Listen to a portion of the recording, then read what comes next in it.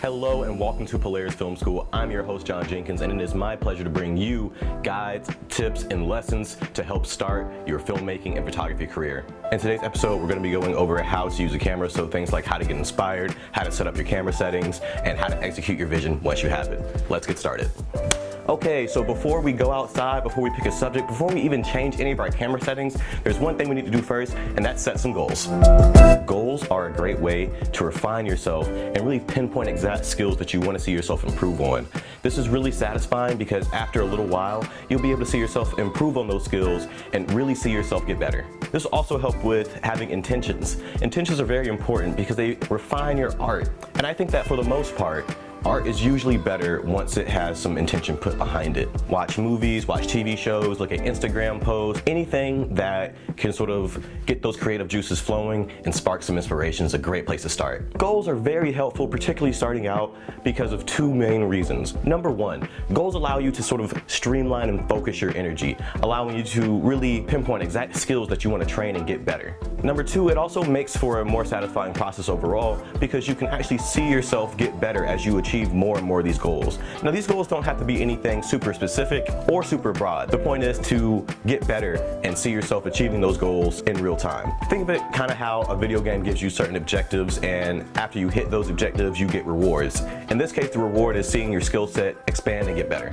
Now that we have some intention set, now that we have some inspiration, some goals, the next thing we're going to do is start to set up our camera. All cameras are going to be a little bit different, but generally work in the same way. They're going to take in light from one end, they go through a series of glass elements that focus the image and focus that light, and then that light is released onto a photosensitive material, and that's your image. Being able to control all the little elements and how the picture comes out can really make an impact on the final result. Once we go into the field, we'll talk a little bit more about ISO, aperture, and shutter, and how they all work together to help compose your image. But for now, we're just going to go over just the really basic settings, things like resolution, frame rate, bit depth. Your camera may not have the ability to adjust these things or handle them automatically. That's perfectly fine, but generally what you need to know is the more information that you are recording per image per second, the more space it will take up on your memory cards. A lot of people don't really know where to start with their settings, and I think the best thing you can do is figure out what you can't control. Things like how much space is on your SD card. Those sort of things you want to lean into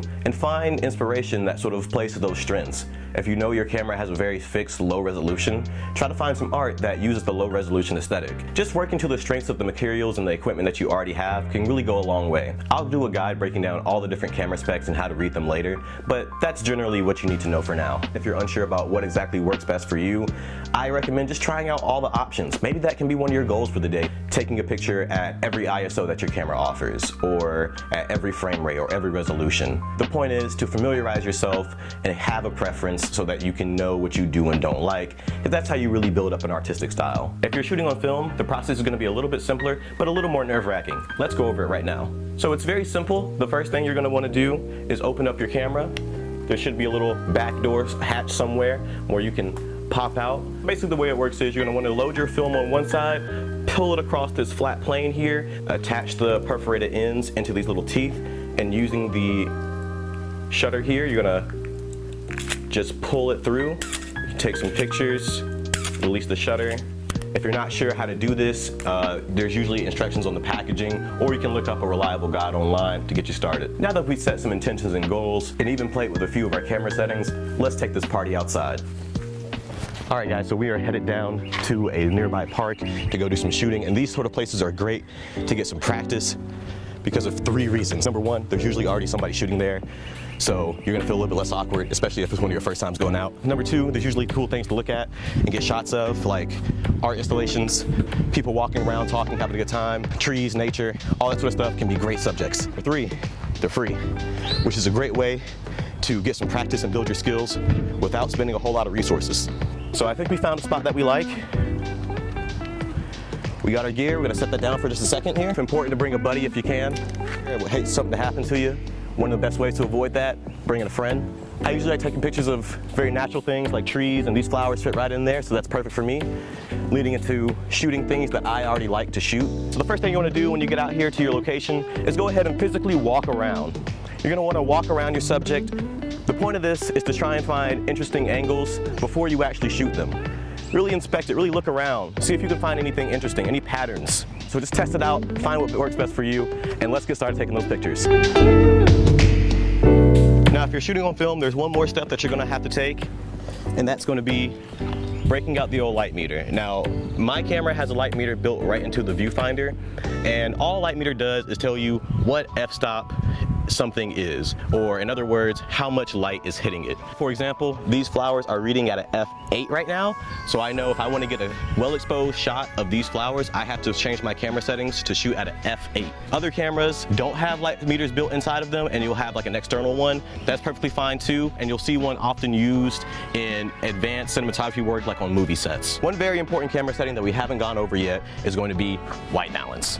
Now, white balance is going to be how the camera knows which colors to make which colors. It does this by first understanding what white is and then adjusting all the colors to that. So you can do this very easily by just getting a blank sheet of white paper and filling up the frame with it, pointing it at a clean white car, and just hitting the auto white balance button on your camera. If you don't have that, you can also adjust your white balance by using what's called the Kelvin temperature scale. The higher the number, the closer to daylight it's going to be. The lower the number, the closer to tungsten light it's going to be. So let's get shooting. Okay, so we found a nice subject. We found some cool angles that we like. The next thing we're gonna do is start to compose our image. So composition is just gonna be how the elements are arranged in their frame. This composition, I have the flowers in the foreground and me in the background. You can get ideas for new compositions through your inspiration, which is why it's so important to set before you go. Try to find art and artists that resonate with you and move you in some way so that you can maybe try to emulate them or use different techniques that they employ. Once I found a composition that I like, the next thing we're going to do is start addressing the things that we know we cannot control. For example, I can't control that the sun is coming up and lighting me from behind. It's okay. Try not to get frustrated about things you can't control. There's always more than one way to skin a cat. There's a bee in my hair. There's literally a bee in my hair. I don't know if you guys saw that, but I just yanked a bee out of my hair. This is actually the second time this happened to me in my life, and I really like bees, so it's not that big of a deal. But man, that was pretty silly. What was he doing in there? So now that we have found a subject, we've discovered a cool angle that we like on it, and that we've determined what we can and can't control, it's time to finally start refining our image. I want a shot of the bees flying through the flowers. And I know I can't control my aperture. I don't have any ND filters, and I also can't control the sunlight. I can work around that though. I'm gonna try and find an angle on these bees where there's some nice shade, or wait for a cloud to come by, because I'm not gonna compromise my vision for the surroundings. Instead, I'm gonna work with my surroundings to try and get that vision.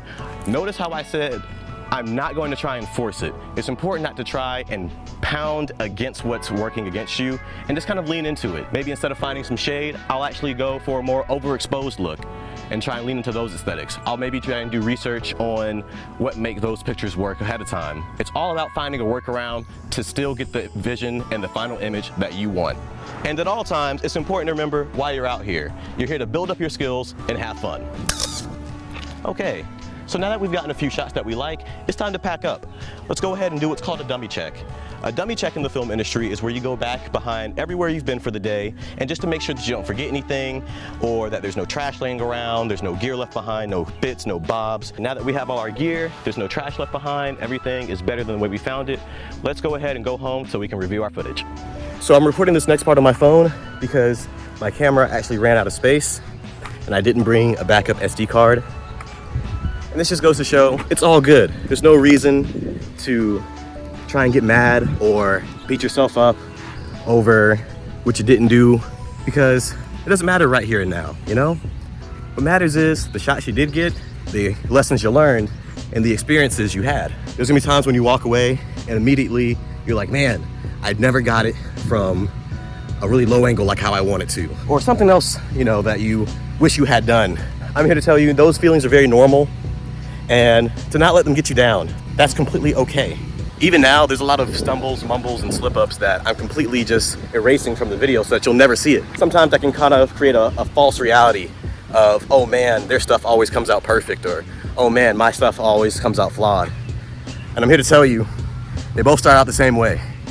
It's just how much time and effort are you willing to put into it to get it looking and feeling the way you want. Okay, so the last thing we have to do is take our footage from our SD card and get it into our system on our computer. The way we do this, edit, and deliver our footage is called workflow.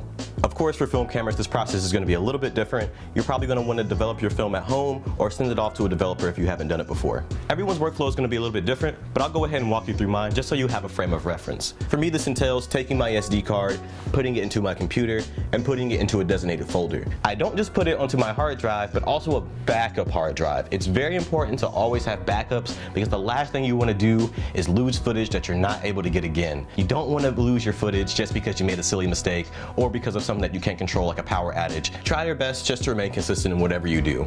The more you do something, the more you'll get used to it, and the more effective you'll be at troubleshooting when and if something does go wrong. Once my footage is in my system, I will then open up my editing software. For me, it's going to be DaVinci Resolve, and I'll start editing.